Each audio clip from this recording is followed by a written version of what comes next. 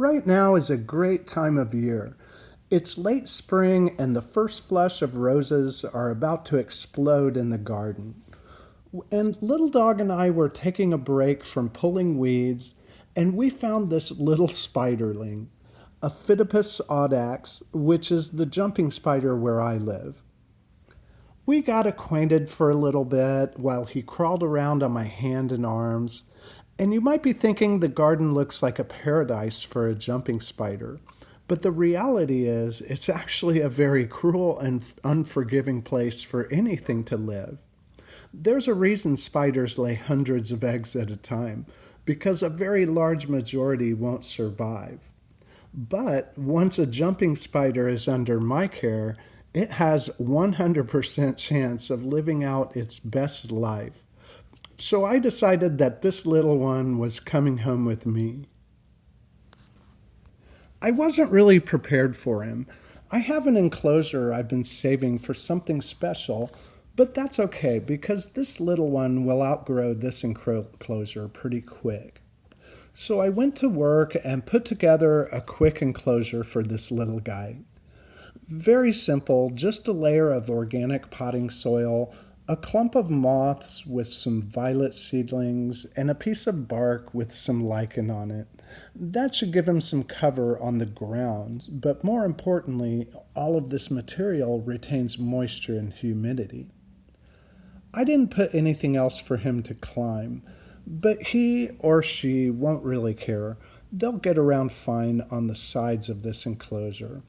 And the first thing they'll do is web up a little hammock along the top somewhere. And I'm really sorry I lost the rehousing footage, but I did give him a few friends. And wait for it. Okay, I named them lunch and dinner. So I got a really nice shot of him eating for you. Now, this is brutal, but this is what would have happened in the garden, except out there it would eventually end up being the spider for lunch. So now you should be glad I've given him a home here in my reptile room. This spiderling will change a little bit with every molt, so this beautiful coffee bean color won't last long, and neither will the red dots on his back. Eventually, all of that will become a deep black with white dots. And of course, the beautiful metallic green chelicerae and adorable faces. I'm going to really enjoy watching this little guy grow up. So now that this little one is squared away, I'll give him a spot on the spider shelf. Right now he'll be sharing this space with my wolf spider, who doesn't have a name yet, and a couple of other jumping spiders.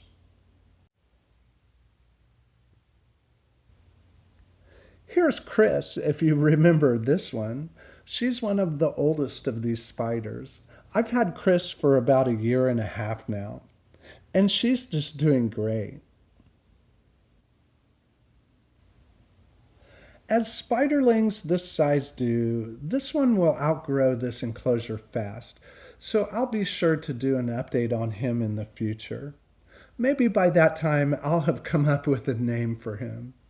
I'm not good at coming up with names, so I'd love to hear your suggestions. I'm going to watch for those, and in the meantime, take care of yourselves and I'll see you later.